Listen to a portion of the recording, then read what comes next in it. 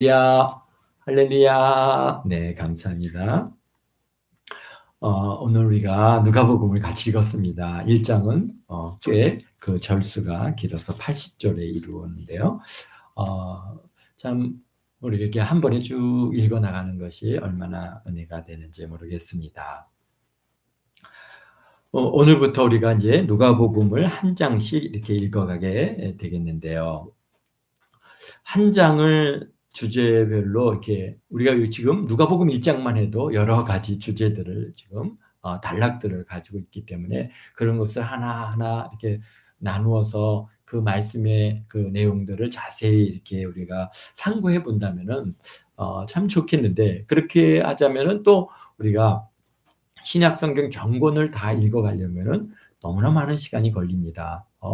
뭐 아마 누가복음 하나만도 1년을 다 해도 아마 그것을 다 읽을 수가 없을 정도로 우리가 시간이 많이 걸리기 때문에, 그렇게 하는 것보다는 우리가 한 장을 읽는다는 기본적인 그러한 그런 그 뭐랄까 계획을 우리가 계속해서 우리가 그냥 진행해 가면은 좋겠고요. 그러면서 한 장을 읽으면서 그 장에서 우리가 또 특별히 이제 감동되어지는 말씀들을 갖다가 우리가 이렇게 같이 나눔으로써 우리가 또 전체 신약 전 성경 전체를 또 이렇게 다 빠른 시간에 읽음으로써 또 신약 성경 전체가 주어지는 하나님의 은혜의 뜻을 또 우리가 자꾸 반복해서 이렇게 읽어가는 그런, 또 그러다 보니까 이게 새로워지고 또 새로워지고 읽을 때마다 새로워지는 것을 갖다가 경험하는데요. 참 모든 거 하나님의 놀라운 은혜고요.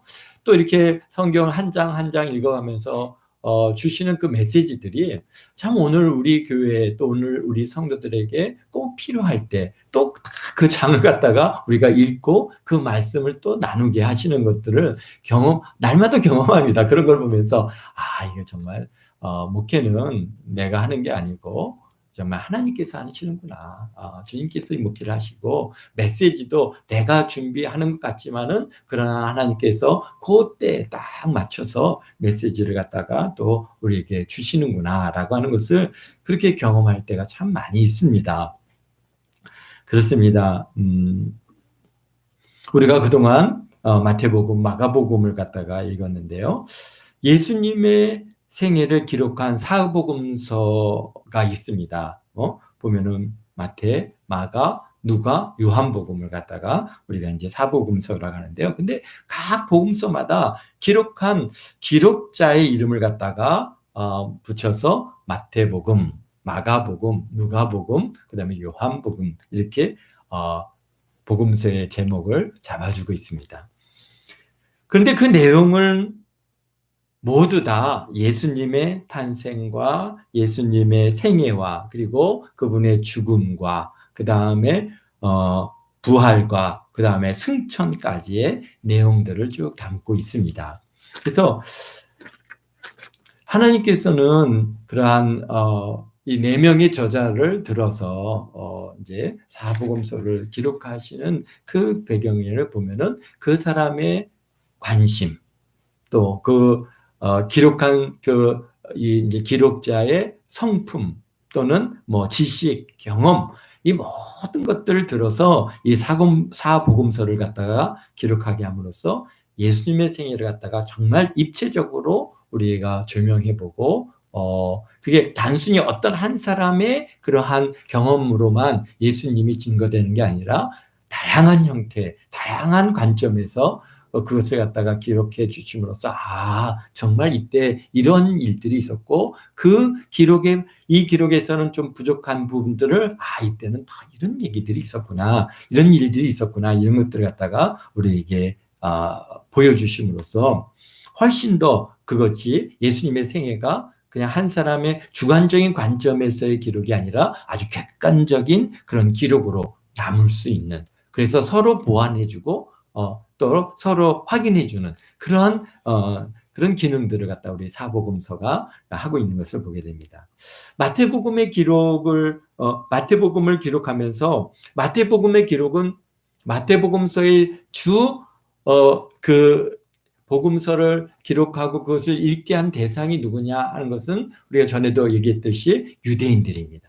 유대인들, 그래서 그들에게 예수 그리스도께서는 바로 유대인의 왕으로 오신 분이라고 하는 것을 증거함으로써 그 마태복음을 읽는 유대인들이 예수님께서는 나의 유대인, 나의 왕으로 오셨구나 라고 하는 것을 갖다가 그들이 그것을 인정하게 하고 예수님을 구주로 영접할 수 있는 그러한 내용을 담고 있습니다. 그래서 마태복음은 왕으로 오신, 유대인의 왕으로 오신 예수님을 그것을 증거하고 있다 보니까 어떻습니까? 구약 성경을 갖다가 많이 인용할, 우리 자꾸 여기 가려져서 그런데 조금만 좀 이렇게,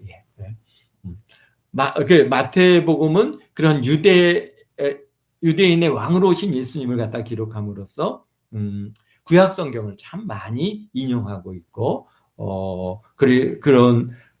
그 다음에 구약에 예언된 계시된 메시아가 바로 나사렛 예수요, 그분이 바로 유대인의 왕으로 오셨고 이스라엘을 회복시키신다고 하는 아주 중요한 메시지를 담고 있습니다. 또 마가복음은 우리가 이제 지난주까지 같이 읽었는데요. 마가복음은 주로 그 읽는 대상이 누구냐면 이방 지역에 살고 흩어져 있는 그런 이방인의 그리스도인들입니다. 그러다 보니까 그 복음서의 내용이 굉장히 간결합니다. 가장 짧죠. 간결하고, 그러면서 또 마가복음의 중심은 고난받으시는 예수님. 그래서 고난받는 종으로 오신 그러한 예수님, 구주 예수님을 전함으로써 그것을 읽는 자로 하여금 지금의 고난을 잘 인내하여 낼 수 있는 그런 믿음을 주시고자 하는 그런 깊은 뜻들이 우리가 담겨 있습니다. 반면에 오늘 읽은 우리 누가복음은 여기는 아주 좀 특별합니다. 헬라인들이 가지고 있는 그런 서간문의 형식을 아주 그대로 여기에 담고 있습니다. 그래서 여기서 보면 어떻습니까? 수신자가 분명하게 기록되어 있고, 그 다음에 그 내용을 왜 지금 누가복음을 기록하고 있는가 하는 그 의도를 갖다가 분명하게 제시해주고 있습니다. 그래서 보면은 뭐가 합니까? 수신자가 누굽니까? 여기에 3절에 보면은 데오빌로 카카에게 차례대로 써보는 것이 좋은 줄 알았사오니. 그러니까 지금 데오빌로라고 하는 그런 아주 귀족에게 이 서감이 지금 누가복음을 기록해서 그 예수님의 생애를 증거함으로써 그로 하여금 그는 어떤 사람이에요? 여기 보니까 카카가 알고 있는 바를 4절에 이는 각각 알고 있는 바를 더 확실하게 하려 함이라. 그러니까 지금 이 데오빌로라고 하는 이 사람이 이미 예수님을 아는 거죠. 아는데 이 복음서를 다 기록함으로써 해서 그에게 전해 줌으로써 그로 하여금 더 분명하게 바로 예수님을 구주로 영접하게 하는 그런 뜻을 담고 있는 것을 보게 됩니다. 그러다 보니까 누가복음은 굉장히 헬라어적인 관점에서 계속 기록했고요. 헬라어의 그런 그리스 사람들, 그리스 지역, 아무래도 이제 데오빌로는 그리스어, 헬라어를 중심으로 한 이름이다라고 하는 것을 우리가 볼 수 있듯이 여기는 그런 헬라인들에게 순신자를 두어서 특별히 유대인이나 헬라인이나 이방인이나 구분 없이 모든 사람들을 대상으로 하고 있는 그러한 이게 복음서입니다. 그러니까 곧 온 인류의 구원을 위해서 오신 하나님께서 사람의 아들, 바로 인자로 오신 예수님을 증거하고 있습니다. 그래서 인자라고 하는 것을 굉장히 많이 강조하고, 사람의 아들 곧 인자라고 하는, 인자로 오신 예수님. 왜 그러냐면요, 당시에 예수님께서 이제 부활하시고 승천하셨지 않습니까? 그리고 이제 복음, 성령이 강림하시고 성령을 통해서 이제 각 지역으로 복음을 증거하고 전파하고 많은 사람들이, 특히 예수님의 제자들을 통해서 복음이 증거됐습니다. 계속 증거되니까 그동안에는 어떻게 했어요? 계속해서 그런 예수님의 제자들, 사도들을 통해서 복음이 증거되니까 그 복음을 듣고 또 그것을 전하고 거의 대부분이 구전을 통해서 이루어지기 시작했어요. 그런데 이제 시간이 지나가면서 어떤 문제가 생겼어요? 이제 예수님의 제자들, 사도들이 자꾸 한두 명씩 순교하고 이제 죽어 가신단 말이에요. 그러니까 이게 가만히 있다 보면은 이제 누군가 이 복음을 전해주는 이 복음 전도자의 그런 전도가 이제 없어질 수 있다고 하는 그러한 위기감을 느꼈잖아요. 그래서 복음서를 갖다가 이제 안 되겠다. 이거를 갖다가 문자로 기록해야 되겠다 해서 마태복음과 마가복음 또 뭐 요한복음 우리 이제 여기 누가복음을 갖다가 기록하게 되었고요. 더욱이 왜 인자를 강조하느냐면은 그 당시에 무슨 일이 있었냐면은 영지주의라고 하는 그런 그 이단들이 이제 막 발생하기 시작했어요. 그래가지고 이 교회를 굉장히 혼란스럽게 합니다. 뭐냐, 예수님께서 어떻게 이런 우리 육신을 입고 오셨느냐. 우리 같이 이렇게 이 죄악의 그 몸인 육신을 입고 올 수 없다. 그분께서는 육신을 입고 온 게 아니라 영으로 우리에게 임해서 영으로 계셨다가 영으로 다시 또 영은 거룩하고 선하고 육체는 더럽고 죄악된 것이다. 그래서 육을 갖다가 굉장히 부인하는 그러한 영지주의 사상이 아주 굉장히 만연했습니다. 그러다 보니까 그게 아니다. 예수님께서는 분명하게 하나님의 아들이시면서 그분은 사람의 아들, 곧 우리 육신을 입고 그렇게 인자로 오신 예수님이라고 하는 것을 누가복음에서는 굉장히 중요하게 강조하고 있습니다. 왜? 인자로 오신 예수님을 갖다가 부인하는 그 배경에는 아주 사단의 간교한 계기가 있다는 것을 우리가 잘 알고 있지 않습니까? 만약에 예수님께서 육신으로 인자로 오시지 않았다면 그분의 죽음은 우리의 죄를 대속할 수 없는 대속제물이 될 수가 없는 것이죠. 그러면 오늘 우리는 계속해서 그런 어떤가 이렇게 대속되지 못한 죄악 가운데 우리는 있을 수밖에 없고 우리의 죄를 또 속함을 받기 위해서 누군가 정말 대속자가 오기를 기다려야 되는 그런 상황이 되어진다는 것을 이 사단은 정확하게 그 예수님이 오셔서 대속의 사건을 어떻게 그것을 갖다가 폐기시키기 위해서 아주 간교하게 사람들 갖다가 현혹하고 있습니다. 뭐 영지주의는 들어보면은 그럴듯해요. 굉장히 오늘날에도 얼마나 많은 이단들이 있습니까? 그 사람들의 주장을 갖다가 우리가 생각할 때는 정말 말도 안 되는 그런 주장이고 그러한 교리지만은 그러나 그들 안에서 들어가서 뭐 그들의 말이 아니라 그들 속에서는 굉장히 뭐가 있냐면 끈끈한 정이 있어요.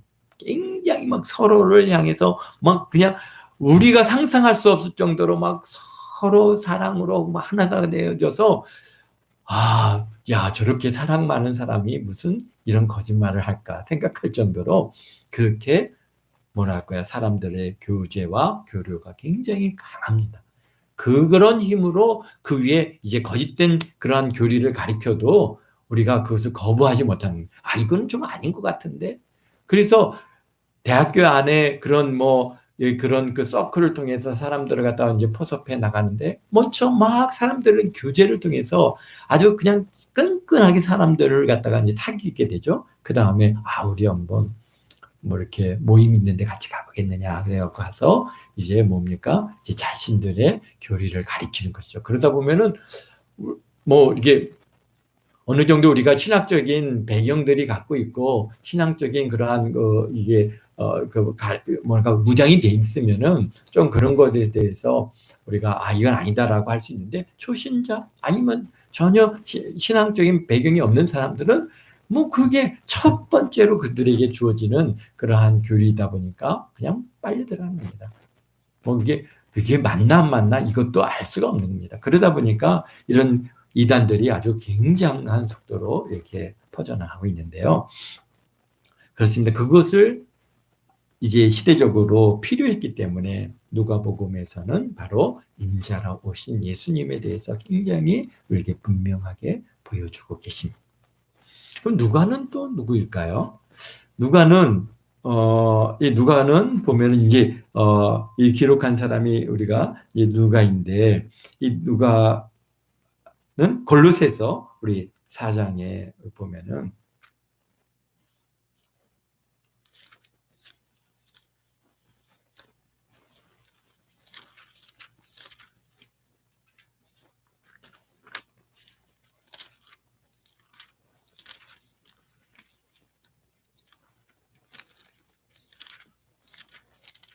네, 골로새서 4장 14절에 보면은 여기 누가의 이름이 나오는데요. 사랑을 받는 의사 누가와 또 데마가 너희에게 문안하니라. 이 사도 바울이 지금 누가가 바로 의사 누가라고 하는 것을 제시해 주고 있고요. 그 다음에 또 어디서 나오냐면 디모데 우리 후서 우리 4장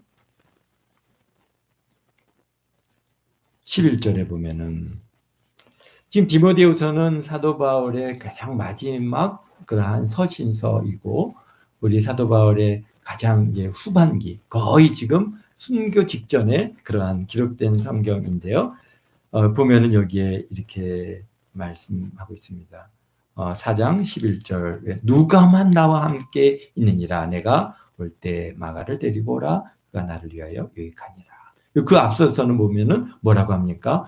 너희는 어서 속히 내게 오라. 대만은 세상을 사랑하여 나를 버리고 데살로니가로 갔고 그레스게는 갈라디아로 디도는 달마로 갔고 누가만 나와 함께 있다라고 얘기해요.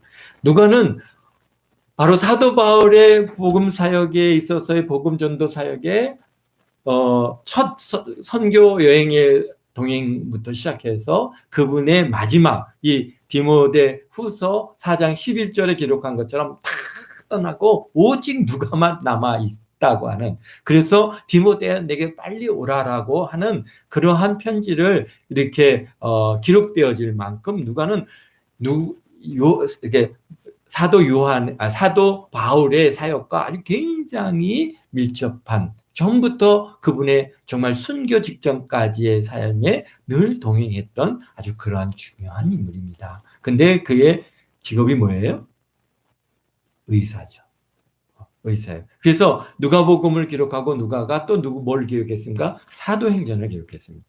그러다 보니까 누가는 굉장히 다른 마태나 마가하고는 좀 마태는 훨씬 더 보면은 이렇게 성경학자적인 개념이 많이 있고요. 그는 어쨌든가 뭐 많이 배운 사람이고 마태는 좀 그렇지 않은데 그런 반면에 누가는 이 사람은 헬라인이고 그러니까 이방인이에요. 이방인이고 그는 의사였어요.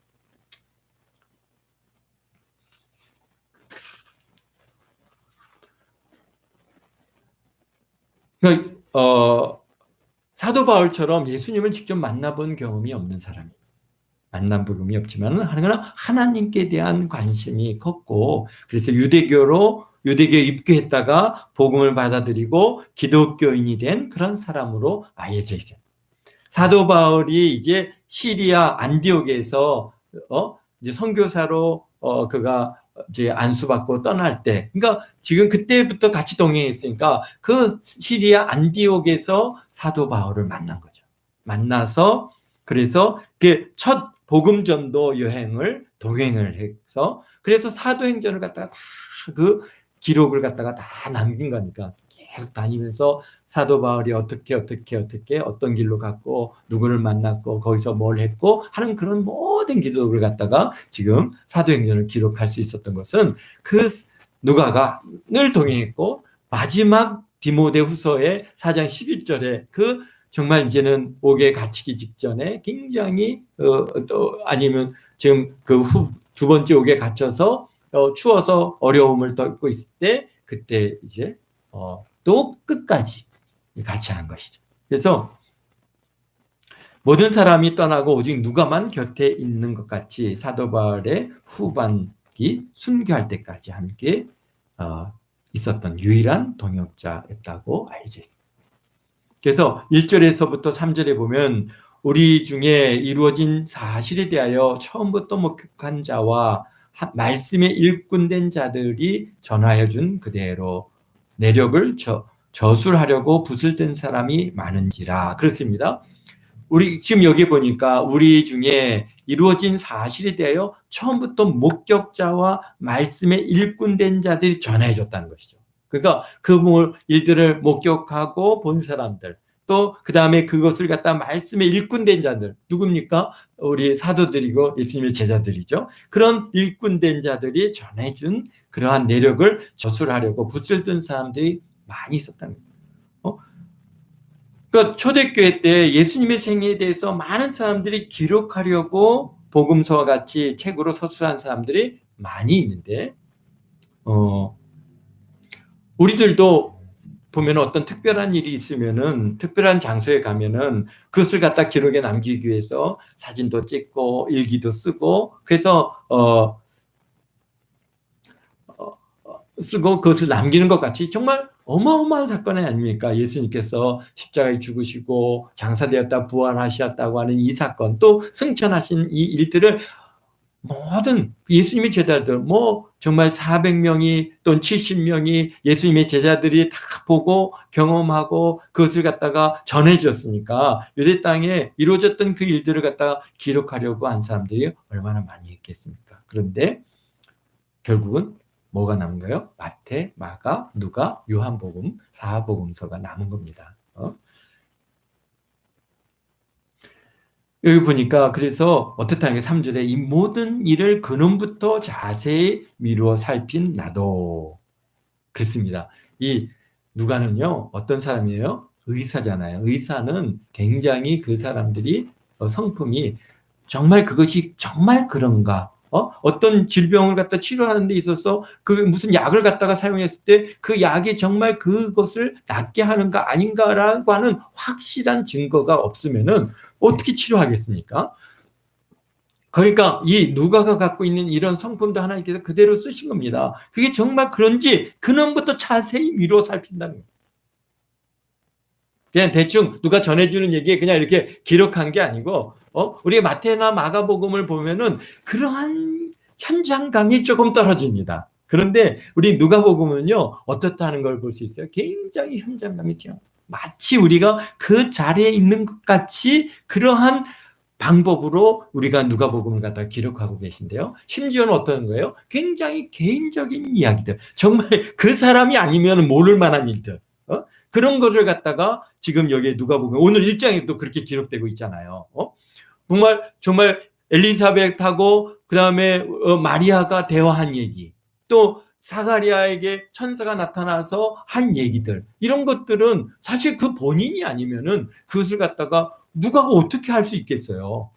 그러니까 쉽게 얘기해서 그것을 갖다가 근원부터 자세히 미루어서 살펴서 그걸 갖다가 어떻게 할까? 그런 얘기가 있고 그런 사건이 있었다고 하면은 그것을 찾아가서 그것이 정말 그런지, 정말 그런 일이 있었는지, 아마도 여기에서 보면은 뭐 이때까지만 해도 예수님의 어머니 마리아도 살아계실 때였고, 그 다음에 또 뭡니까? 글쎄 엘리자벳은 살아있었는지 모르겠어요. 사가리아가 살아있는지 모르겠는데, 어쨌든 아니면 그 사람이 전했던 얘기를 갖다 그대로 들은 그 사람한테 가갖고 그 얘기를 다 듣고 거기에 이제 기록을 남겨서 지금 그것을 갖다가 정말, 그리고 한 사람한테만 듣는 게 아니고 이 사람도 찾아가보고 저 사람도 찾아보고 정말 그것이 그런지 그놈부터 자세히 미루어 살펴본 나도 데오빌로 카카에게 또 어떻게 했었는데요. 3절 후반이니까 차례대로 써보내는 것이 좋은 줄 알았노니 그랬습니다. 마태복음이나 마가복음은요 그런 시간적인 순서에 따라서 그것을 기록하지 않았어요. 어째 주제별로 뭐 병자를 치료한 사건, 뭐 예수님께서 기적을 행하신 일들, 그리고 또 예수님의 마가복음은 아예 예수님의 그러한 순환 마지막 한 주간에 그분의 사역을 갖다가 중점적으로 기록하고 있는데, 그런 일들도 조차도 시간의 순서대로 이루어진 게 아니라 어떤 사건별로 기록하고 있는 것을 우리가 보는데, 그런데 누가는 어떻게 했어요? 그것을 차례대로 기록해서 써보라는 것이 좋은 줄 알았을까? 시간의 순서에 따라서 기록. 왜? 그것을 어디서 볼 수 있어요? 어디서 볼 수 있어요? 사도행전에서 볼 수 있죠. 사도행전을 보면은 정말 그 날 순서 사건들이 그 시간의 순서에 맞춰서 마치 역사서를 갖다가 그렇게 기록하듯이 그런 기록의 방식으로 기록하고 있는 것을 보게 되는데요. 누가복음도 상당히 그런 면을 담고 있다고 하는 것입니다. 그래서 누가복음을 읽어가면은 그 시간의 순서에 그래도 어떻게 순서에 맞추어서 그 사건의 시간의 타임에 맞춰서 그렇게 기록하려고 굉장히 노력하고 있다는 것을 볼 수 있습니다.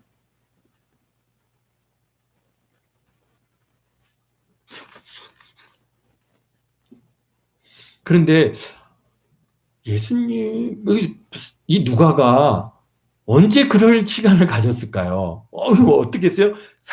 그랬잖아요. 사도 바울과 함께 전국 복음 전도를 갖다가 다 다녔고, 사실 이 누가나 바울이 예루살렘 또는 이스라엘 땅에 머물렀던 시간들이 그렇게 길지 않습니다. 길지 않아요. 그런데 그런 시간들을 어떻게 얻어서 그것을 갖다 자세히 근원부터 미루어 살펴가지고 증언도 들어보고 사람도 만나보고 그 현장에도 가보고 이렇게 할 수 있었겠는가. 그게 보니까요, 참 놀라운 것은 사도행전 24장 27절에 보면은 어떤 일이 있습니까? 사도 바울이 예루살렘에 오라죠. 사도행전 24장에 보면은 사도 바울이 예루살렘에 많은 구제헌금을 받아가지고 이제 제3차 예루살렘 방문을 합니다. 방문을 했을 때 그때 어떤 일이 있었어요? 거기서 잡히고 옥에 갇히게 되고, 그리고 그다음에 어디에 거기가 어디죠?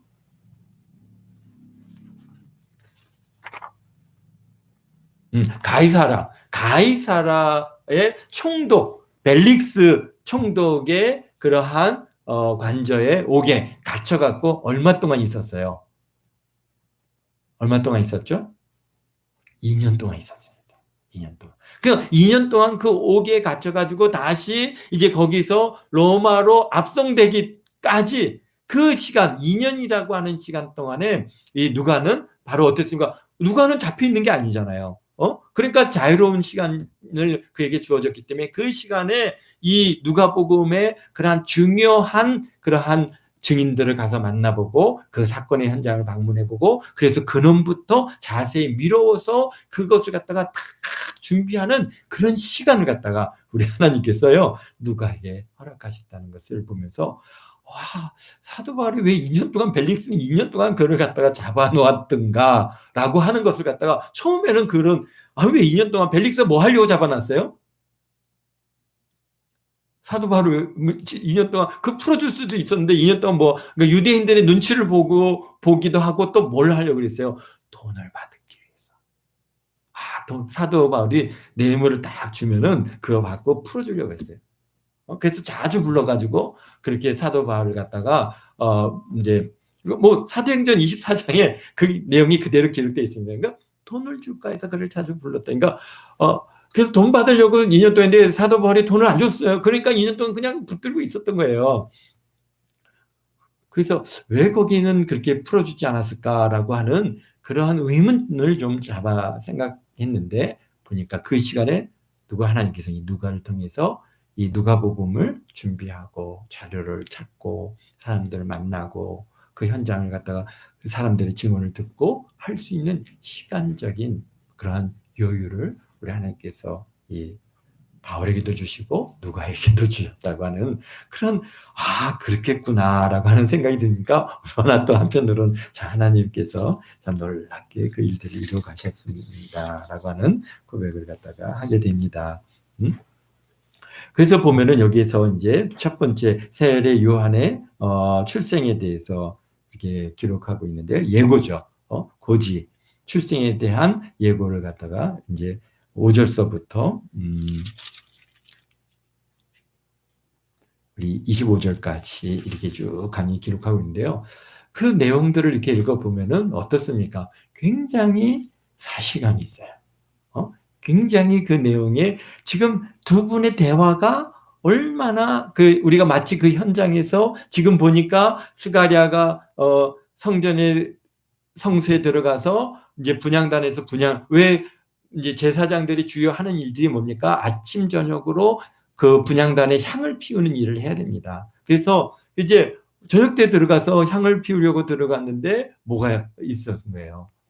천사 가브리엘이 나타나서 이제 세례 요한의 그러한 잉태 또에 대해서 예고하고, 그것을 믿지 아니하니까 결국은 너가 아기가 날 때까지 말을 못하게 될 것이다 라고 하는 말씀까지 우리 쭉 간이 들어있는 것을 보았습니다. 그리고 또 이제 6개월 후에 6달이 지난 후에 또 가브리엘 천사가 누구에게 갑니까? 마리아에게 가죠. 그 마리아하고 대화하는 이 내용, 이것도 보면은 다른 복음서에서는 이런 내용이 없어요. 이 누가복음에서만 이렇게 자세하게 근원부터 확실하게 이분의 성품이에요. 그러니까 지금 마리아에게 예수님의 어머니 마리아에게도 아마 직접 들었을 거예요. 듣고 그게 정말 이게 그런 어떤 대화를 나눴는지, 그래갖고 여기에 기록하는 게 정말 그 가브리엘 천사와 마리아가 이게 서로 이게 얼굴을 맞대고 대화하는 이 장면을 우리가 옆에서 딱 보는 것 같이 그렇게 아주 입체감 있게 기록해 주고 계시다. 그래서 보니까 예수님의 잉태에 대해서 전하니까 내가 남자를 알지 못하는데 어떻게 하겠습니까? 라고 하니까 하나님께서는 능치 못함이 없느니라 그러자 여기 38절에 마리아가 엿들 때 주의 여종이오니 말씀대로 너희 이루어지이다 하고 하는 그가 천사가 정말 지금 그 현장에 있는 것 같은 그런 착각을 느낄 정도로 아주 자세하게 이게 바로 이 지금 의사 루가가 갖고 있는 그분의 성품, 성격, 그 다음에 그분의 그런 자세한 치밀한 성격, 이런 것들을 하나님께서 다 지금 들어서 사용하고 있는 것을 우리가 보게 되는 것입니다. 그러자 마리아가 이제는 누구에게 합니까? 엘리사벳에게 달려가서 엘리사벳과 3개월 정도 머물러 있는데, 그분들이 만났을 때 이루어진 이야기도 복중의 아이가 뛰어놀았다. 그걸 어떻게 알겠어요? 누가만 알아요? 바로 엘리사벳만 알잖아요. 그걸 갖다가 여기서 지금 누가가 어떻게 알고 그걸 갖다가 이걸 기록했겠어요? 가서 들은 거죠. 들었더니 내가 예수님 마리아가 다 왔을 때 막 내 안에 있는 그 아기가 지금 6개월이 됐으니까 막 이제 태동을 할 수 있는 그런 시기이단 말이죠. 그러니까 막 기뻐 막 태동하는 그 느낌. 우리 사모님도 가끔씩 얘기하는 게, 우리 이제 아기를 가졌을 때, 영역을 가졌을 때 이제 그때 신학생이었거든요. 신학교에 가서 수업만 들으면은 그냥 복중에서 아이가 예수님에 대해서 막 그 강의를 들으면은 막 복중에서 아이가 막 좋아서 뛰어노는 것을 아무도 몰라요. 누구만 알아요? 엄마만 아는 거예요. 그러니까 와서 그렇다 얘기하고 막 그랬던 게 생각이 나는데요. 그러니까 이런 거는요, 정말 정말 본인만 아는 이야기를 여기서 이렇게 기록하고, 그러니까 우리 누가가요, 굉장한 그러한 아주 치밀하고 섬세한 그런 기록자라는 것을 우리가 여기에 볼 수 있습니다. 그래서 마리아의 기도, 그 다음에 또 이제 사도 요한의 출생과 더불어 그의 아버지 스가랴가 입이 열리고, 그래서 이제 그의 이름을 요한이라고 짓게 됐고, 그리고 스가랴가 다 예언을 기뻐해서 하나님을 찬양하는 그런 찬양의 그런 기도의 문이 나오고, 그리고 이제 80절에 아이가 자라며 심령이 강하여지며 이스라엘에게 나타나는 날까지 그가 빈들의 인승이라. 이게 이스라엘에 나타나는 날까지가 언제입니까? 바로 이제 뭡니까? 우리 세례 요한이 어디에서 지냈어요? 광야에서 낙타옷을 입고 석청을 먹고 메뚜기를 먹으면서 거기서 머물러 있었다가 이제 이스라엘로 모든 사람들 앞에 나와서 회개하라, 천국이 가까우니라 그러면서 이 똑사의 자식들아 그러면서 또 이제 그들을 갖다가 이 이스라엘 백성들을 예수님 오시기 전에, 예수님께서 공생에 들어가기 전에 그 모든 것들을 준비하는 그런 시작, 그 이스라엘에 나타나는 날까지 그가 어떻게 해서 빈들에 있었느니라 라고 하는 그러한 내용들을 또 그가 자세하게 기록할 것들은 기록하시고, 또 그것을 갖다가 그냥 쓱하니 하나의 그 문장으로 넘어갈 것들은 굉장히 넘어가고 하는 것들을 우리 누가복음에서 보게 되는데요. 참으로 저 하나님 앞에 감사한 것은 이러한 우리 누가라고 하는 한 인물을 통해서 우리에게 또 마가복음, 마태복음에서 전혀 우리가 경험할 수 없었던 그러한 이야기, 그러한 기록들을 우리에게 다 기록해 주시고, 또 이 누가는요, 약한 자들에 대해서 굉장히 관심을 많이 갖고 있습니다. 그러다 보니까 여기 보면은 이제 또 우리 예수님의 이제 탄생의 이 나심의 예수님의 탄생 사건을 보면서 또 뭐냐면은 목자들의 그런 증언들을 또 다 기록해 넘겨놓고 있어요. 그래서 그런 걸 보면은 뭐 마태복음은 뭐 어떤 사건이 있었어요, 주로? 그러니까 뭐 동방 박사들, 예루살렘 성과 왕족들의 이루어진 일들. 왜 예수님은 이 유대인의 왕으로 오셨으니까 왕과 관련된 아주 그러한 내용들을 중점적으로 다루는데요. 누가복음 그렇지 않습니다. 굉장히 그때 있었던 그 아주 자세한 내용들, 또 일반인들 같이 또 평범한 사람들의 그러한 기록들을 자세히 담겨줌으로써 우리로 하여금 그 시대에 우리가 살았던 그 평범한 사람들이 또 경험하고 보고 만났던 예수님이 어떤 분이셨을까라고 하는 것을 오늘 우리에게 잘 보여주고 있습니다. 그래서 우리 누가복음을 읽어가면서 그런 예수님을 우리가 만나고 그런 분을 갖다 우리가 경험하고, 그래서 하나님께서 참 우리를 위해서 하나님 그분이 사람의 아들로 이 땅에 오셔서 인자로 오셔서 우리 죄를 대속하신 이 은혜를 다시 한번 또 우리가 확인해가는 그런 은혜가 있기를 바랍니다. 기도하겠습니다. 사랑하는 예수님 감사해요. 오늘 우리가 누가복음 1장을 같이 이제 시작하며 읽어갑니다. 참 누가라고 하는 우리 이 기록자를 우리에게 허락하셔서 참 누가복음을 기록하신 이 하나님의 놀라운 그 계획하심과 인도하심이 얼마나 크고 위대한지 다시 한번 아버지 하나님 감사합니다. 참으로 이 누가복음을 통해서 우리가 예수님 나의 구주이시고 나의 생명이시고 나의 모든 것이 되시는 우리 예수님을 더 아버지 하나님의 깊이 알아가고 경험하고 참으로 그분과 우리가 더 깊이 사귀어갈 수 있는 그런 귀한 은혜를 주실 줄 믿습니다. 오늘 우리 마리아의 기쁨, 순종, 아버지 하나님이여 그의 뜨거운 마음, 이 모든 것들을 우리로 하여금 다시 경험케 하시고 우리 마음을 뜨겁게 하시고 우리 가슴이 뛰게 하시는 그런 하나님의 놀라운 은혜를 경험합니다.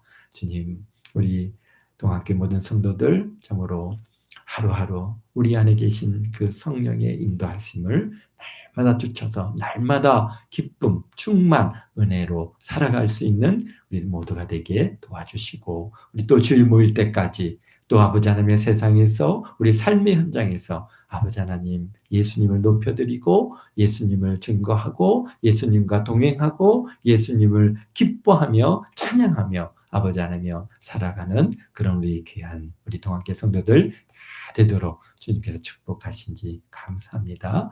주님께서 홀로 영광 받아 주옵소서. 감사하며 예수님의 이름으로 기도하옵나이다. 아멘.